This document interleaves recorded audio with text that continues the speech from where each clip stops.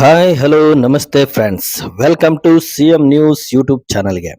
ನೀವೇನಾದ್ರೂ ಇದೇ ಮೊದಲ ಬಾರಿಗೆ ನಮ್ಮ ನ್ಯೂಸ್ ಚಾನಲ್ ಅನ್ನು ನೋಡ್ತಿದ್ರೆ ಆದಷ್ಟು ಬೇಗ ನಮ್ಮ ಚಾನಲ್ ಅನ್ನು ಸಬ್ಸ್ಕ್ರೈಬ್ ಮಾಡಿಕೊಂಡು ಪಕ್ಕದಲ್ಲಿ ಇರುವ ಬೆಲ್ ಐಕಾನ್ ಮೇಲೆ ಆಲ್ ಅಂತ ಪ್ರೆಸ್ ಮಾಡಿ.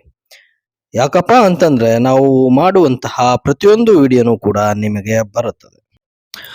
ನಮಸ್ಕಾರ ಸ್ನೇಹಿತರೆ, ನೀವು ವಾಹನ ಚಾಲಕರ ಸರ್ಕಾರದಿಂದ ಸಬ್ಸಿಡಿ ಪಡೆದು ವಾಹನ ಖರೀದಿಸಬೇಕು ಅಂತ ಆಸೆ ಇಟ್ಕೊಂಡಿದ್ದೀರಾ? ಹಾಗಾದ್ರೆ ಈ ವಿಡಿಯೋವನ್ನ ಸಂಪೂರ್ಣವಾಗಿ ನೋಡಿ ಅರ್ಜಿ ಸಲ್ಲಿಸಿ ಸರ್ಕಾರದ ಸೌಲಭ್ಯವನ್ನು ಪಡೆಯಿರಿ.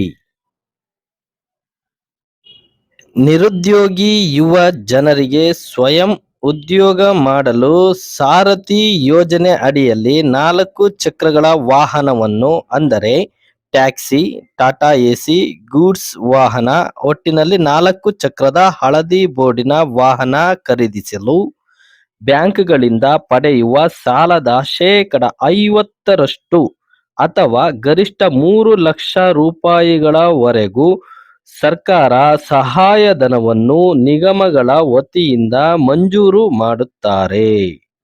ಈ ಸೌಲಭ್ಯವನ್ನು ಪಡೆಯಲು ಯಾವ ರೀತಿಯಲ್ಲಿ ಅರ್ಜಿಯನ್ನ ಸಲ್ಲಿಸಬೇಕು? ಅರ್ಜಿ ಸಲ್ಲಿಸಲು ಬೇಕಾಗುವ ದಾಖಲೆಗಳು ಯಾವುವು?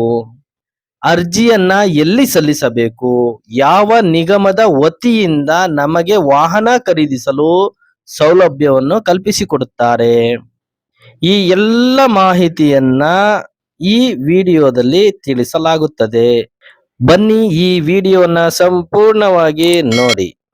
ಸ್ವಾವಲಂಬಿ ಸಾರಥಿ ಯೋಜನೆಯಡಿ ಸೌಲಭ್ಯ ಪಡೆಯ ಬಯಸುವವರು ಈ ಅರ್ಹತೆಯನ್ನು ಹೊಂದಿರಬೇಕು. ಕುಟುಂಬದ ವಾರ್ಷಿಕ ಆದಾಯ ಗ್ರಾಮೀಣ ಪ್ರದೇಶದ ಜನರಿಗಾದ್ರೆ 98,000 ರೂಗಳು ಮೀರಿರಬಾರದು. ನಗರ ಪ್ರದೇಶದವರಿಗಾದ್ರೆ 1,20,000 ರೂಪಾಯಿಗಳ ಒಳಗೆ ಇರಬೇಕು. ವಯಸ್ಸು 21 ವರ್ಷದಿಂದ 45 ವರ್ಷಗಳ ಒಳಗೆ ಇರಬೇಕು. ಆರ್ಥಿಕ ಸಹಾಯ ಪಡೆಯಲು ಇಚ್ಛಿಸುವ ಅರ್ಜಿದಾರರು ಲಘು ವಾಹನ ಚಾಲನಾ ಪರವಾನಗಿಯನ್ನ ಹೊಂದಿರಬಹುದು. ಆರ್ಥಿಕ ಸಹಾಯ ಪಡೆಯಲು ಇಚ್ಛಿಸುವ ಅರ್ಜಿದಾರರು ವಾಹನ ಚಾಲನಾ ಪರವಾನಗಿಯನ್ನ ಹೊಂದಿರಬೇಕು. ನಿಗಮದ ಅಥವಾ ಸರ್ಕಾರದ ಯಾವುದಾದರೂ ಯೋಜನೆಗಳ ಅಡಿ ಈ ಹಿಂದೆ ಸೌಲಭ್ಯ ಪಡೆದಿರಬಾರದು. ಕುಟುಂಬದ ಒಬ್ಬರಿಗೆ ಮಾತ್ರ ಸೌಲಭ್ಯ ಒದಗಿಸಲಾಗುವುದು. ಅರ್ಜಿದಾರರು ತಮ್ಮ ಮೊಬೈಲ್ ಸಂಖ್ಯೆಯನ್ನು ಹಾಗೂ ಬ್ಯಾಂಕ್ ಖಾತೆಯನ್ನು ತಮ್ಮ ಆಧಾರ್ ಸಂಖ್ಯೆಗೆ ಜೋಡಣೆ ಮಾಡಿರಬೇಕು. ಈ ಯೋಜನೆಯಲ್ಲಿ ಸೌಲಭ್ಯ ಪಡೆಯುವ ಫಲಾನುಭವಿಯು ಅರ್ಜಿ ಸಲ್ಲಿಸಲು ಬೇಕಾಗುವ ದಾಖಲೆಗಳು ಯಾವುವು? ಬನ್ನಿ ನೋಡೋಣ. ಅರ್ಜಿದಾರರ ಆಧಾರ್ ಕಾರ್ಡ್, ಜಾತಿ ಮತ್ತು ಆದಾಯ ಪ್ರಮಾಣ ಪತ್ರ, driving licence, bank account passbook, ration card, ವಾಹನದ ಅಂದಾಜು ಪಟ್ಟಿ ಅಂದರೆ ಕೊಟೇಶನ್, ಸ್ವಯಂ ಘೋಷಣಾ ಪತ್ರ ಮತ್ತೆ ಒಂದು ಪಾಸ್ಪೋರ್ಟ್ ಸೈಜಿನ ಫೋಟೋ. ಇದಿಷ್ಟು ಪಡೆದು ಅರ್ಜಿಯನ್ನ ಎಲ್ಲಿ ಸಲ್ಲಿಸಬೇಕು ಅಂತಂದ್ರೆ ಕರ್ನಾಟಕ 1, ಗ್ರಾಮ 1, ಬೆಂಗಳೂರು 1 ಕೇಂದ್ರಗಳಲ್ಲಿ ಅರ್ಜಿಯನ್ನ ಸಲ್ಲಿಸಬಹುದು. ಯಾವೆಲ್ಲ ನಿಗಮಗಳಲ್ಲಿ ಸಾರಥಿ ಯೋಜನೆಗೆ ಅರ್ಜಿ ಸಲ್ಲಿಸಬಹುದು? ವೀರಶೈವ ಲಿಂಗಾಯತ ಅಭಿವೃದ್ಧಿ ನಿಗಮ, ಉಪ್ಪಾರ ಅಭಿವೃದ್ಧಿ ನಿಗಮ, ಮರಾಠ ಅಭಿವೃದ್ಧಿ ನಿಗಮ, ವಿಶ್ವಕರ್ಮ ಅಭಿವೃದ್ಧಿ ನಿಗಮ, ಮಡಿವಾಳ ಮಾಚಿದೇವ ಅಭಿವೃದ್ಧಿ ನಿಗಮ, ಅಂಬಿಗರ ಚೌಡಯ್ಯ ಅಭಿವೃದ್ಧಿ ನಿಗಮ, ಸವಿತಾ ಸಮಾಜ ಅಭಿವೃದ್ಧಿ ನಿಗಮ, ಅರೆ ಅಲೆಮಾರಿ ಅಭಿವೃದ್ಧಿ ನಿಗಮ, ಒಕ್ಕಲಿಗ ಅಭಿವೃದ್ಧಿ ನಿಗಮ.